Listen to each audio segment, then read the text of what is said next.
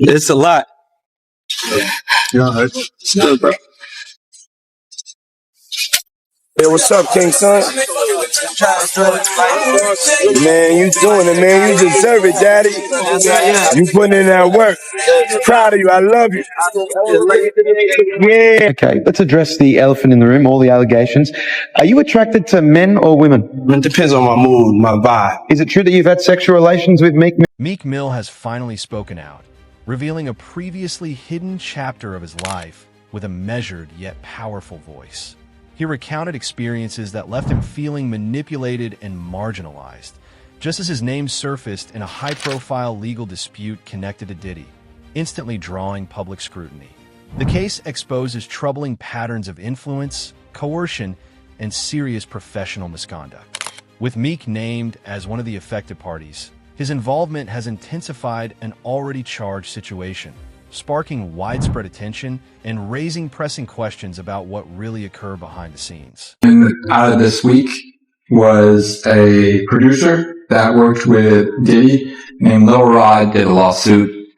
And in that lawsuit, he alleged a lot of things, one of which is that he was slipped one of the famous drinks that Diddy does, and then he woke up feeling like something had happened to him during the night. I can't say the word on YouTube, but people know what I'm talking about. And he also alleged that Meek Mill and Diddy had a relationship, a sexual relationship. I wanted to see if you had read any of this, or if you had any reaction to people actually coming out now and saying that Diddy does stuff with men that's not just the Cassies and the escorts and whatnot. Well, yeah. You know, I love y'all when y'all act like this on YouTube, like y'all haven't been hearing Reggie Wright speak on this stuff. I told y'all, I said, real soon, it's going to start coming out about men. Because Puffy is not paying for male escorts, ordering up male escorts if he's not doing it for his enjoyment. You only order up female escorts and other females. If you get down like that, you don't be ordering up no male unless you want that male with you. So for all the others acting shocked and surprised, I said somebody's gonna come out and expose it real soon. And of course, that's what's happening. It's unfortunate that stuff like that happened to people. I know y'all believe in Illuminati stuff. I don't believe in Illuminati. Won't tell y'all up front.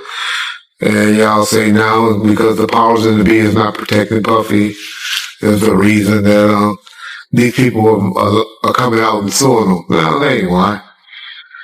Because now once you pay out people, and that's why when he paid out that judgment, and the next day I told him that was bad. Because when attorneys will take on cases and say, hey, this dude paying out this quick, he'll pay us $1 million right quick, or $300,000, whatever, if he wants stuff to go away.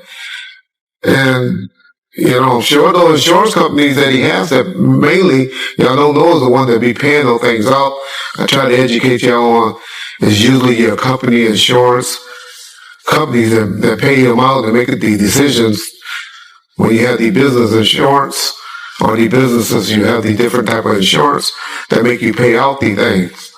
Because by the time you have all of these different lawyers and stuff involved, it's just as quick to sell a case. So that's unfortunately is what's happening to Puffy. Everybody's going to come out of the woodworks suing him. I'm not trying to say that he don't deserve any of these lawsuits. I don't believe about Meek Mills. I'm a Meek Mill fan. I don't know what happened. I noticed when he talked about it though, Meek Mills didn't deny it. Like I said, I don't want to believe that that is true, but I'm one of those like y'all. When I don't say you motherfucking crazy, I ain't never did no like that. And then there's usually some smoke with that fire. And so I'm not up here saying Meek Mills was involved in that thing. I'm not saying Usher. Yeah, I am. Or Justin Bieber and all of them. Puffy gonna turn out to be our modern day. Oh, y'all about to get mad. He gonna be our modern day Michael Jackson is what Puffy turned out to be, in my opinion. That's my opinion only. Meek Mill has revealed that the truth goes much deeper than what the public initially assumed, recounting a near-fatal car accident that almost claimed his life. What shook audiences was his hint that the crash might not have been a mere accident, but something far more disturbing. With a strained history with Diddy already under intense scrutiny, fans and online investigators quickly started connecting the dots, sparking a wave of theories across social media. As Meek candidly expressed his unease and lingering suspicions, questions emerged about whether the incident was truly coincidental or something that demanded closer investigation. His revelations have added a new layer of suspense to an already charged story, keeping public attention riveted as the situation grows increasingly complex. Giving y'all all the signs that he's trying to come out of the closet. Hope he just finally come out of the closet. It's obvious in 2024, we don't care. Society don't care no more. They done TV shows and all of that done brainwashed us to say half of y'all, well, maybe 10% of y'all in the comment section take, and hey, that's just the era we live in. I have a problem with gang. You say, well, why you care what a man doing and all that? Because that's one of the main reasons that God flooded the world and set the world on fire and did all the stuff that he did because he was mad when he found out that men were down here having sex with animals and having sex with other men and stuff like that. That was the one thing that pissed off God. And read your Bible, y'all learn. I know there's more to it than what I just explained, but that was the gist of what happened. So that's why I have a problem with homosexuality. But I know in 2024, I'm from an old school where in the 80s and the 90s, people that were doing that were hiding it. But now y'all out with it. So, hey, that's on y'all. But my point to saying that is Puff needed just to come on out with it. Because lawsuits and stuff is going to keep blackmailing him and threatening him, and they're trying to expose him with these things because they think that he's scared of these things coming out. And once you don't give a fuck and tell them, I don't care. Do what y'all got to do. These were adults. These weren't kids. Everybody that did something like that wanted it. It ain't too much that's going to be happening. The next thing that's going to be happening, and after this, is now you're going to start seeing some criminal investigations getting opened. And because when you get too much of this smoke, law enforcement generally gets involved. So that'll be the next thing that will be happening to Puffy, unfortunately, for his sake. Y'all know I'm one that believes if you ain't getting psychological help, getting some type of help, and you're a victim, you got to come right away with me and tell it. Then you're a victim to me. But when you're talking about it and you haven't been getting some type of psychological help, and then you 10, 15 years later want to come talk about it, y'all better not ever have me on no jury for no like that. Because I'm going to be like, get the fuck out of here. Why didn't you bring it up when you happened? That's what's supposed to happen to victims and victims to me. Does the stuff come out immediately, not years later, not when you finally find an attorney to take the case because they find this open season and they seeing that you opening up the checkbook and stuff like that. And so that's what's happening to y'all boy Puff, P. Diddy, Brother Love and all of that. But don't act like y'all just starting to hear it. Because I've been telling y'all, the brother is a homosexual. And he's fighting it, trying to hide it. And he needs to just come clean. Yeah. He'll be good. Y'all remember when I told y'all that deal on that last video? All of y'all need to apologize in the comment section too. When I told Meek Mill is standing firm with unwavering confidence, making it clear that no one will distort his story or cast doubt on his name. He steps forward with purpose and intensity, rejecting shadowy narratives and behind-the-scenes schemes aimed at undermining him. To Meek, this isn't mere coincidence. It's a calculated effort to challenge his integrity. Rather than retreat, he faces it head-on with relentless determination. Driven by conviction and focus, he's drawing a clear line, signaling that he will defend his truth, push back against anyone who crosses it, and remain unshaken no matter who tries to stand his way. I'll be some unscrupulous that went down and was like, ooh, I was there. I hope they don't got me on tape. They feeling a certain way. So they're not going to speak on nothing until they've been approached with something. You got to realize when Homeland Security get their evidence together, they're going to send agents out.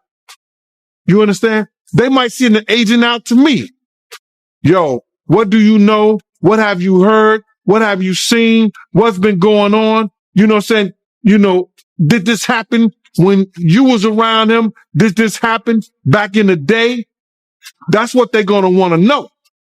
You know what I'm saying? So they're going to send investigators out. They're going to send people out for anybody that they can get some information from to help their case. So those celebrities ain't going to say nothing. You know, you got your man Stevie J speaking on it right now.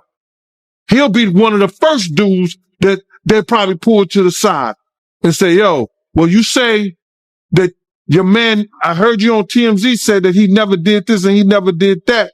But ain't this you? If those pictures or those films or anything like that exist. You know what I'm saying? That's what they pay those agents to do. So, of course, I don't believe that none of the people who are his celebrity friends is going to speak or say nothing until they're either contacted or they know what they really got.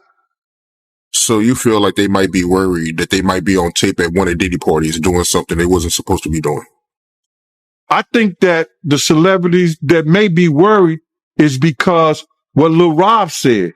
Lil Rob said in his affidavit that Diddy had every room taped and bugged.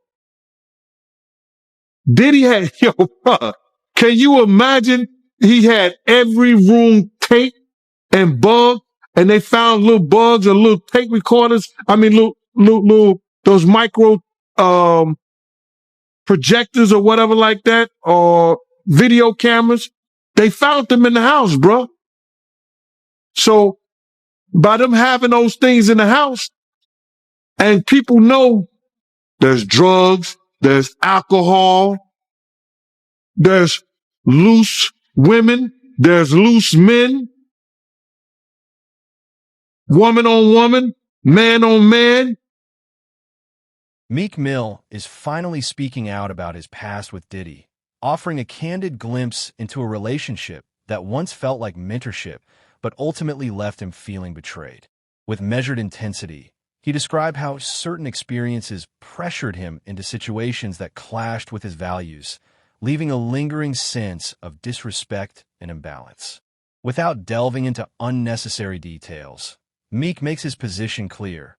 His trust was broken, and the impact runs deep.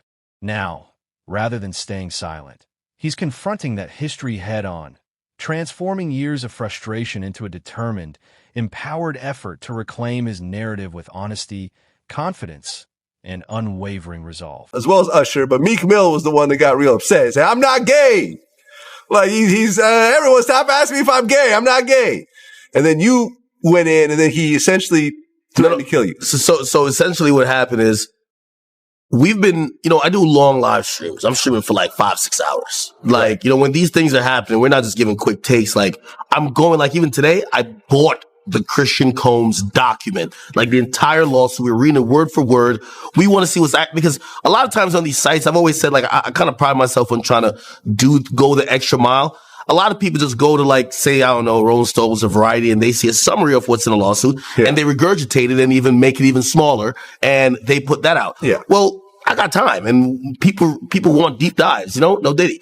And we got a lawsuit. So the Lil Rod lawsuit we got. Yeah, I read through the whole thing. And it didn't mention Meek by name, but there was a footnote. A Philly rapper who used to date the name Nicki Minaj. It was like a Jeopardy question. Duh, who is that? There could only be one person on the planet. Unless there's a Philly rapper that also dated Nicki that no one knows about. It's obviously Meek Mill. So essentially, I reacted to, like, I literally found out on stream, like, what the fuck? I'm like, yo, no way Meek Mill was in these freak offs. Like, I know we've seen the video in the pool and the matching outfits, but no, Meek is like the toughest, biggest gangster. Like, he's like a killer.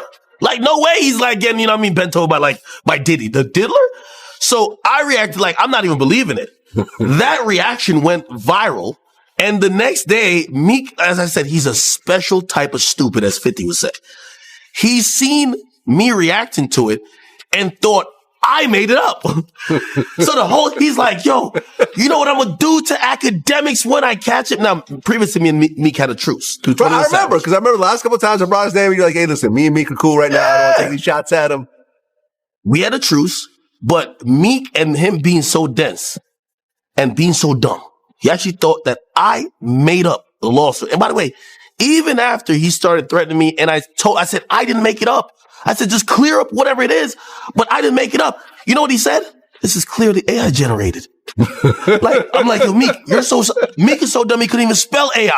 Like, how the hell you know this is AI generated? Bro, this is an actual lawsuit. I'm showing him, like, look, it's filed in federal court. Right. Nah, this Here's lies. the PDF file. Exactly. So the PDF's AI. Yeah. So he basically starts, he says, you know what, man?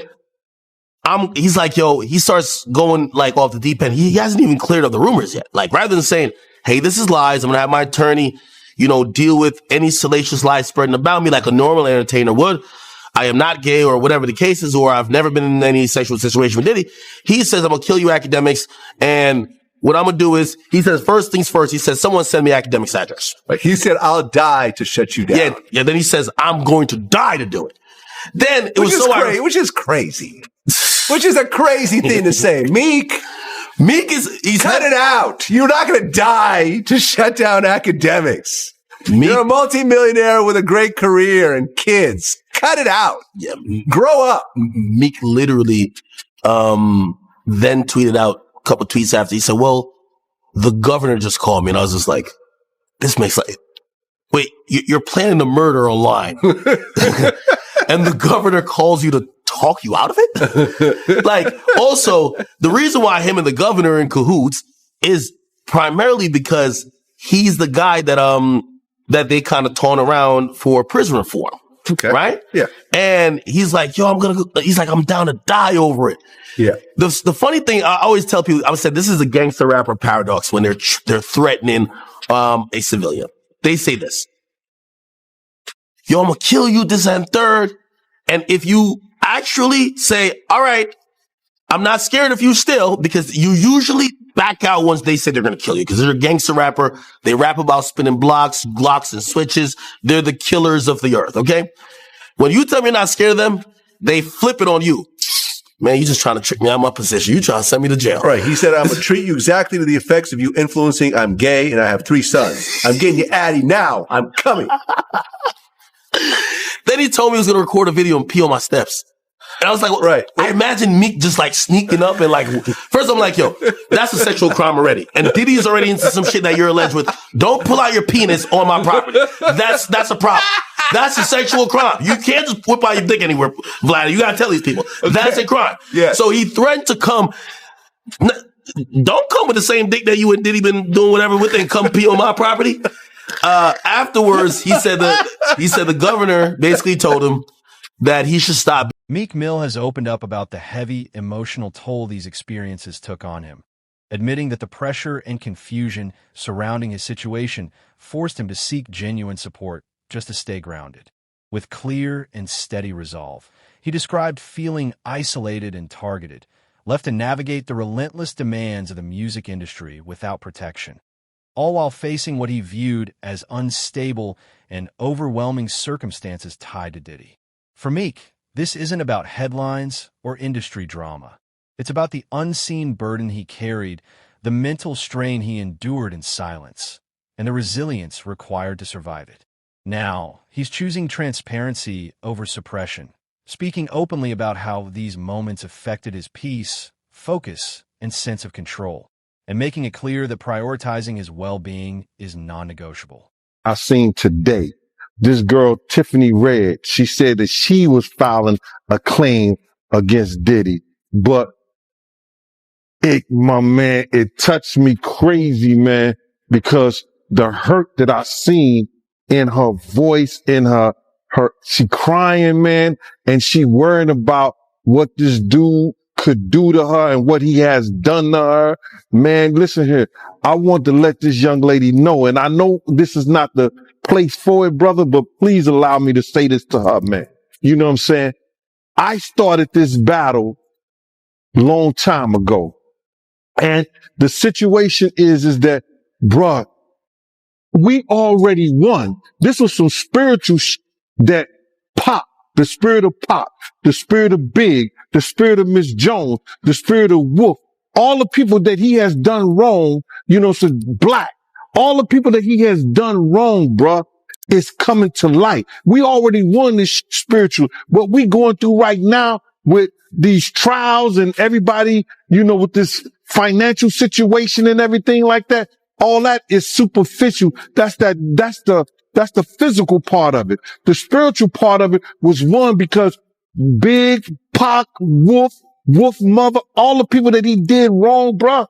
You understand? They already won the battle where we were supposed to win it at. So now we just going through the physical part of it, man. And I want that girl to know, man, that she ain't got to fear no man. She ain't got to fear him, nobody else, man. Whenever she needs, you understand? Whenever she needs somebody to travel, to go with her, to make sure she all right, you know, I'm a phone call away, man. I'm a phone call away. And you know, go ahead with your questioning, man. I just had to get that out, man. Cause that girl touched a lot of people, man. Because all she wanted to do was write music, make music, and show her talent and her love to the people, man. And then she got to feel this way, be fearful and scared of her life and stuff like that. Ma, I ain't scared of no man. You understand? I ain't scared of no man. Nobody that got to put their pants on the same way I do. Not at all. And for the people that don't know who Tiffany Red is, that's Cassie's best friend. That's one of Cassie's friends. She was writing a lot of music, and she said that she was writing music for her friends to get raped to. Oh my God, man, come on, man. Start with your interview. I'm sorry about that, brother, man. That's just, it's crazy to me, man. Man, you know, leopard don't change his spots, and Diddy been doing this for a real long time, bro. He been doing this for a long time. And now another artist, this artist didn't wait 10 years. You know what I'm saying? He didn't wait 20 years. You understand? He waited a year or two after he stopped working with him and saw he didn't get what he was supposed to get. And he said, yo, listen here, man. I'm putting in my claims right now because I'm going to show everybody what really happened, what really went down. It's crazy. When I was reading it, I read the whole thing. Shout out, to Keisha in Kansas City. She sent me the whole documentation, bro. And, you know, the whole court thing. And when I'm reading the stuff, you know, it sound a lot of it sound familiar. You understand? And what I mean sound familiar, how he would get other girls and get girls, to try to, you know, convince this guy, you know, or put him in a sexual situation with other girls so he could do whatever he wanted to do with them. And it's just like the situation somewhat with Sarah and her girlfriend and him and Ja. You know what I'm saying? Bringing girls on to try to convince this other guy to be in a room with another naked man and all this other bullshit. Yo, it all sound familiar, man. I read the whole thing, man, and it was crazy.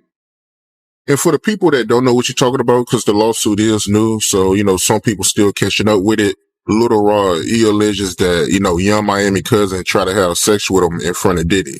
Yeah, he went into the bathroom and then she came into the bathroom and tried to, throw herself on him. He didn't want to have nothing to do with her for whatever reason. And then when he came out the bathroom, she continued to try to do that and try to have sex wanted him to have sex in front of Diddy and the rest of the people that was in there. That's how they do, man. They try to use a girl that you might like or you may think you might like, or they think you might like her or whatever to convince you to